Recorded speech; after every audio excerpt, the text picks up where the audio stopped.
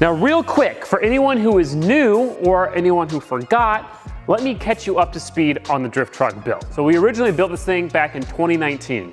It was a totally stock frame Mazda B2200. We put a naturally aspirated 1UZ in it with a 5-speed manual transmission. It still had the leaf spring, still had the truck front suspension. We drifted it like that for a while. We did a few mods and changes here and there, but more or less stayed the same. In 2022, I wanted to completely redo this thing. I wanted more angle, better front suspension. I wanted better rear suspension.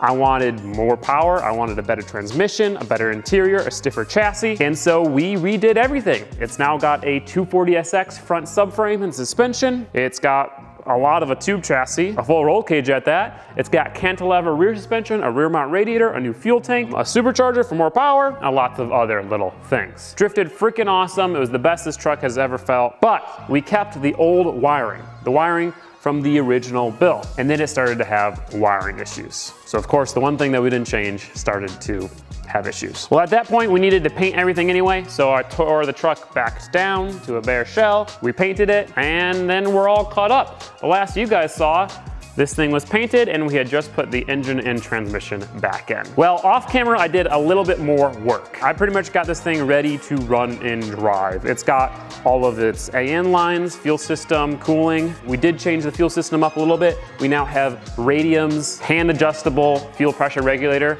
directly mounted to the fuel rails. That thing is freaking rad. It's got the suspension in, the brakes in, all the brake lines in. It's got the steering in and tight and fixed. No slop in it anymore. I made this cool little display plate for the front, and with that I mounted the power steering reservoir and cleaned it up a little bit up there, and we've got the headers there. So at least ready to run. And that brings us back to the original issue, the wiring.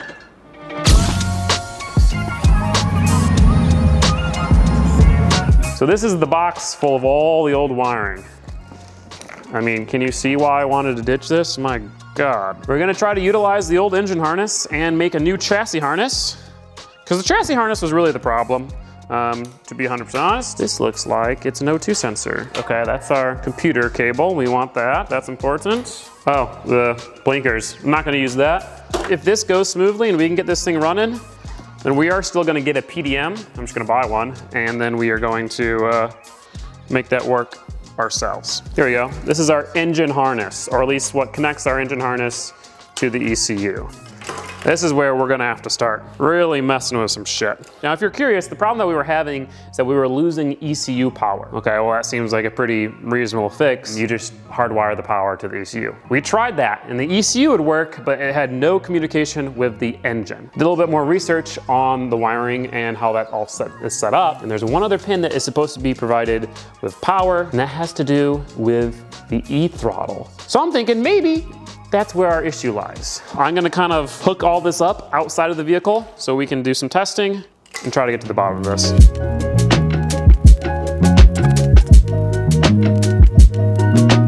Before I even applied some power, I did some wire tracing. Right, so these are the two ECU plugs, and there's two powers that have to be sent into the ECU for it to work. I traced that back to this plug, which connects to this fuse box over here, this relay box. Traced it through the relays, and I pretty much found the one wire, this small red one, which is the ignition wire to turn everything on. And sure enough, that connects to this plug, which connected to the factory chassis. So hopefully if I can just bypass the factory chassis, apply 12 volt to that, it should come alive. It was that easy, man.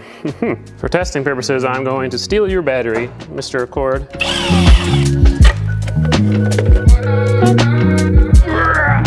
I'm gonna try connecting this battery here. Might be a bit sketchy. To the ground first. Let's see what happens, eh? We got power. Pretty much the thing that'll tell us if this works is when we connect the computer, can we read the sensors? And maybe if we even crank it, do we get an RPM signal?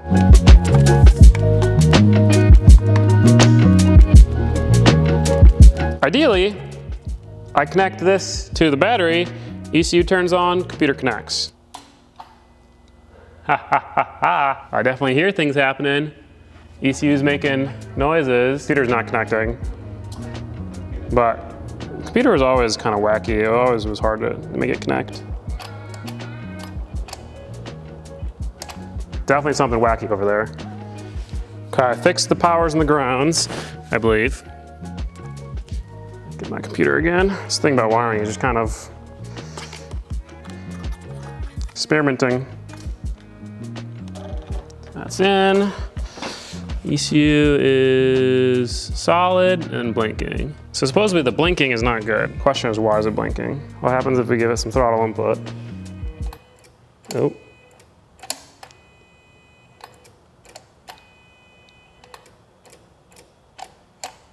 It definitely is something up with the E throttle.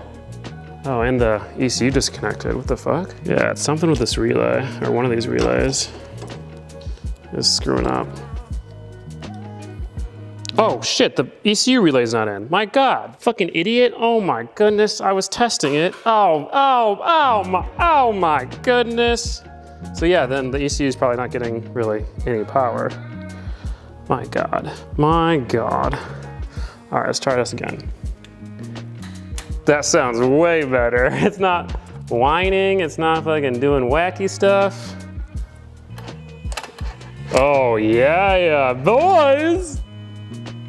It's laggy, it's very laggy.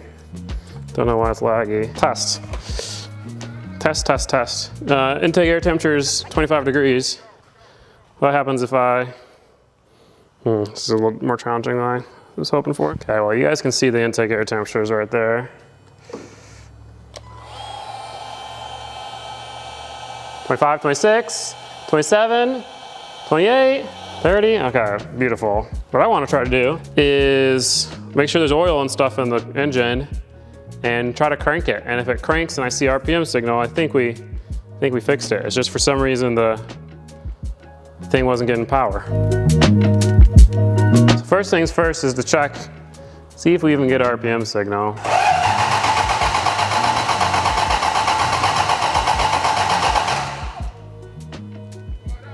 I don't think we did get any RPM signal.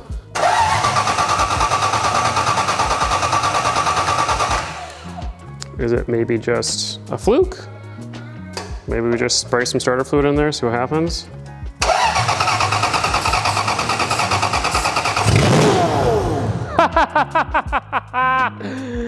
Let's fucking go!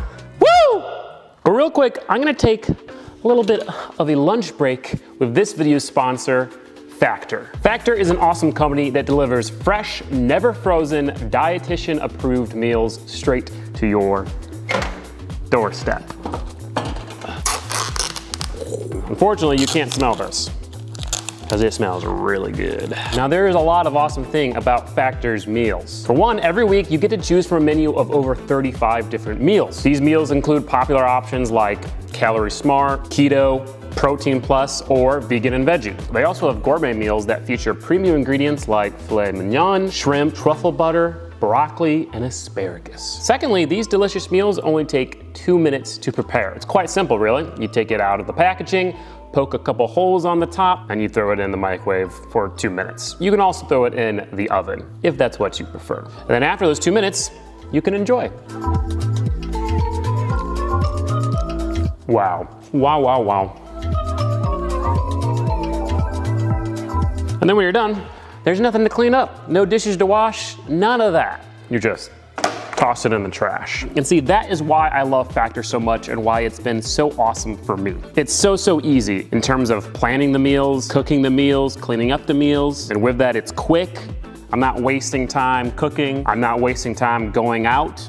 Even just going through a drive-thru takes time. I'm getting more stuff done now that I'm using Factor. The portion sizes are perfect and it's quite healthy. I don't know if you guys have noticed, but over the past year, I've lost 40 pounds. Now that's not all due to Factor. I've also been exercising and drinking less, but the portion control and the healthier food made a big difference. So if you guys are interested, you can head to factor75.com and use my code Gingium50 to get 50% off your first Factor box and 20% off your next month of orders. Yet again, that's code Gingium50 at factor75.com to get 50% off your first box and 20% off your next month. Huge thank you to Factor for sponsoring this video and keeping me fed and efficient to make videos. Let's get back to the drift truck.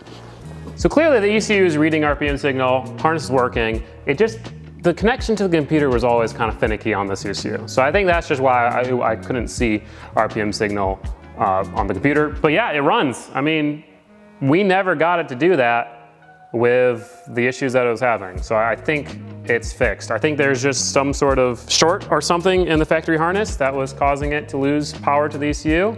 And now that we bypassed that, it works. Now there's still a lot on this harness that I want to get rid of and a lot that I want to add. And obviously, starting with starter fluid, no coolant, we got a lot more work to do. But the harness is, I mean, I didn't have to cut into any wires, which was nice. I got this working in 1 hour.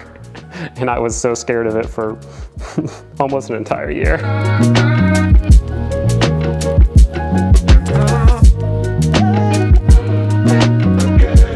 Before we do any more wiring though, we're gonna go ahead and get this thing ready to run and drive. So it needs coolant, it needs fuel, not starter fluid, and then we're gonna bleed the brakes, put the exhaust on, all that kind of stuff.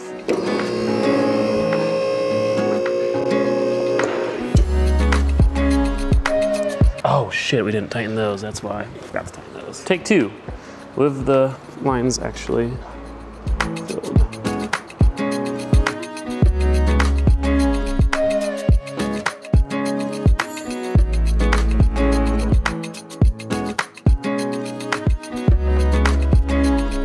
So the brakes are bled, the clutch is bled. We're gonna go and lift it up more and do some stuff underneath.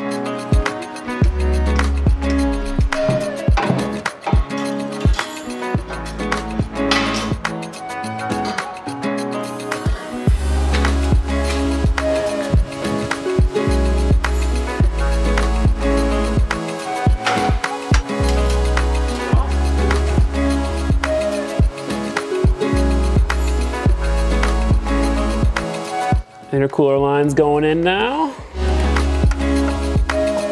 It's so much better than it used to with the new everything.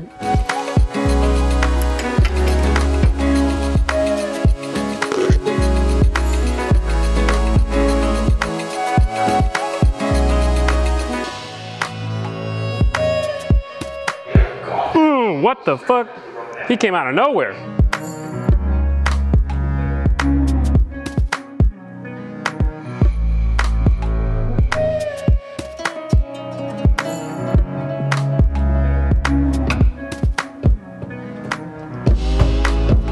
Well, some awesome progress has been made. As you saw underneath the truck, we got the exhaust on, the trans filled, everything down there is all good to go. And then we got a lot of stuff up here good. We got full of coolant, not really bled, full of water in the intercooler, also not really bled. Power steering fluids in there, not really bled. And then a lot of little stuff like throttle cable, map sensor, a gauge on the fuel pressure regulator. And now we're ready to do some wiring. Now here's the thing, we are not gonna do this super legit because in the future, I'm gonna be getting a PDM, I'm gonna be getting a digital dash, a new radio system, new lights, a bunch of new electrical stuff, and we're going to make a whole new chassis harness. Not doing that right now. My funds are currently focused on the Accord. So we're gonna do this a little hack, but it's gonna work. It's gonna run and it's gonna drive. It just won't have things like headlights and stuff. We won't be street driving it. We're just getting it running and driving for the track. So we gotta put the battery in, we gotta mount the ECU, we gotta do a few relays for like the fuel pump and the fans, and then that's pretty much it.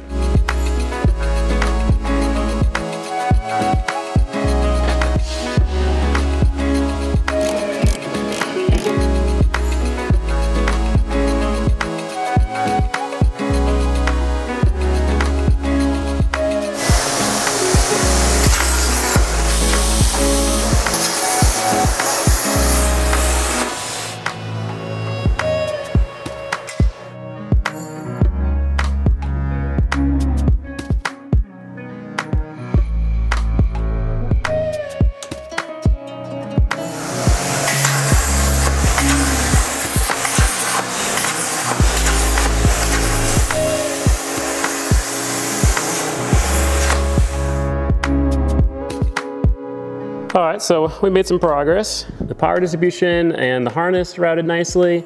It's actually, clamped in, and we got a grommet down there. Things get a little less nice in here, but the ECU is mounted. We have the fuse box mounted, and then we have this contraption, which One is 12 volt, one is switch 12 volt. Over there we got the starter and the ignition switch. Pretty much, I should just be able to hit that switch, power everything on, hit the starter, start it.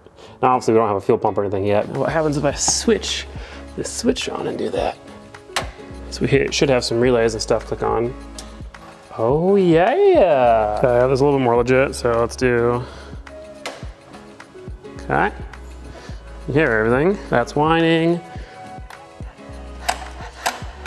Working, ECU connected. Now see, it's still slow blinking, you see that light? I don't think it's supposed to be doing that. That's a little better.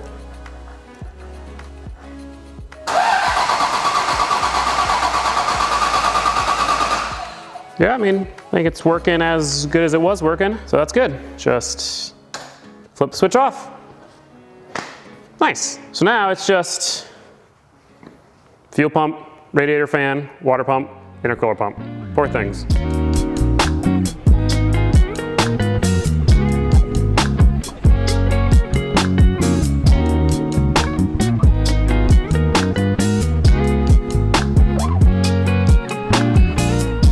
So we have the intercooler fans and pump wired up. You know, even though this was my hack job, it still is actually more legit than it used to be. Going through another grommet over there. But now we're gonna go and test this.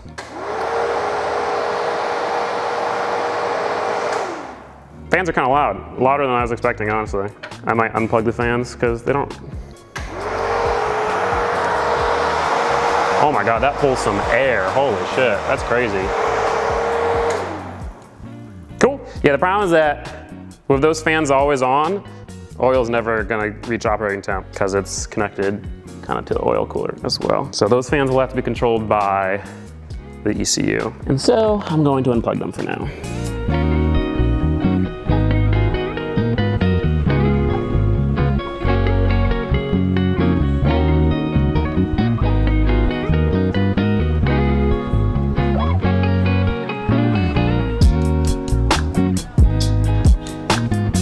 All right, I think we should be done.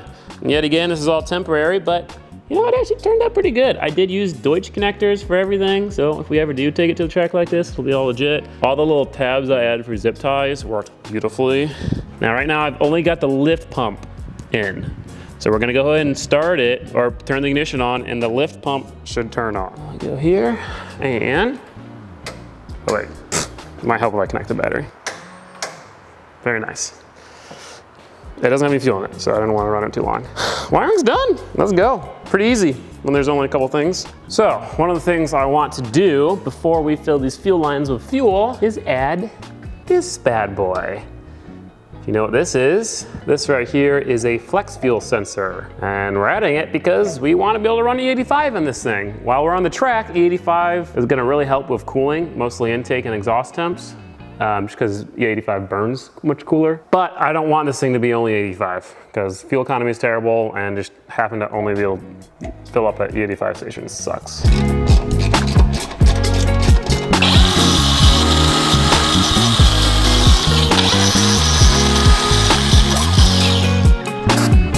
Definitely easier to do this on a Vice, but it's possible to do it in the car.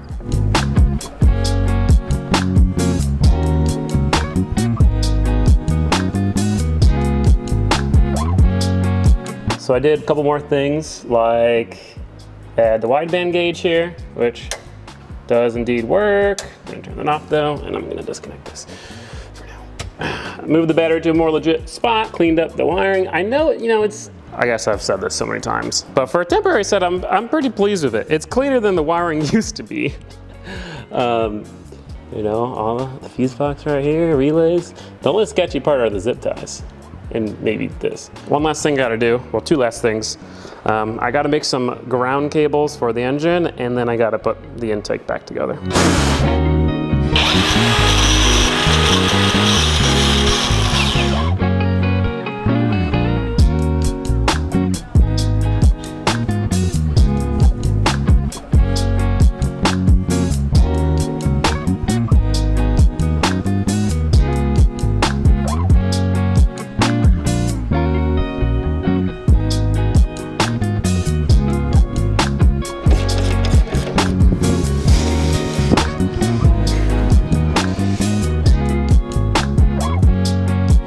All right, we're ready to try to start it, but we do need to get fuel.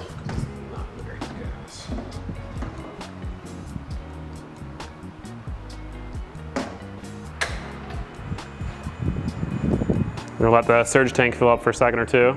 Just gotta plug in the other pump. Hopefully you don't hear the sound of any drips. I'm just gonna, yeah, it looks tight. It's tight, that's tight. I tighten this one. Oh, I did not. See, I checked before. Shit in the way.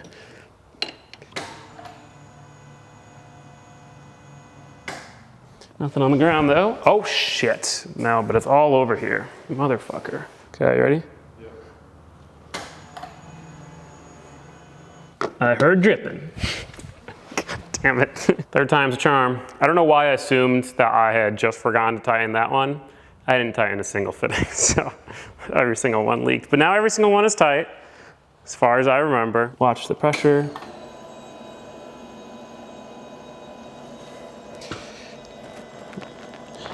You know, Radium couldn't have made it easier. Literally says high pressure from rail up there, low pressure return.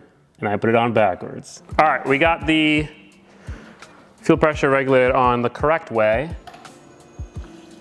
There we go. Much better.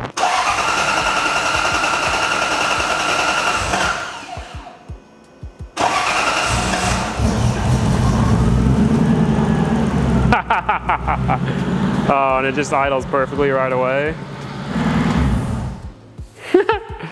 I mean, there's no reason why I shouldn't run that good, because it literally has the same exact tune.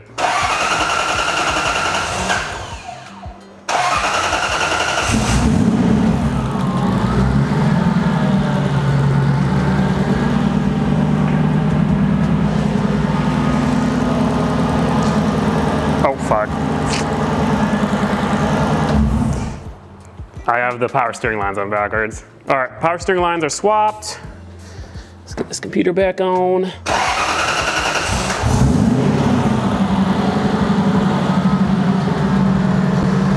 Oh, fuck. Oh, yeah, now it steers the direction I want it to steer. Look at that. That's nice. Cool, so now we just wait for it to warm up and then see what happens. Oh, I remember how responsive this thing is. I love it. It's idling pretty good. We got good intake temps. All that's working. Waiting for the fan to kick on. AFR is pretty good. I mean, the tune was pretty set up already. All right, looks like we're having some coolant transfer problems.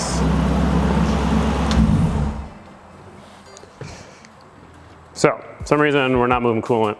I don't know if there's just an air bubble somewhere. Hopefully it's just that. Maybe this thermostat's in the opening.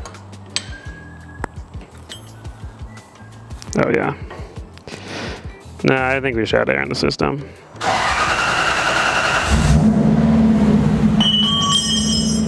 We're all good. A little scary, yeah. Yeah, all right, we got it now. That did the trick.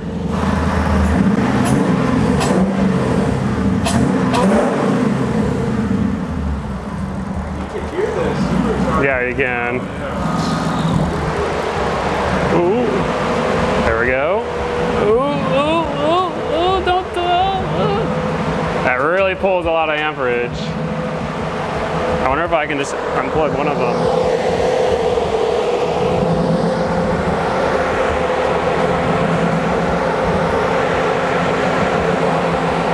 See if that's enough.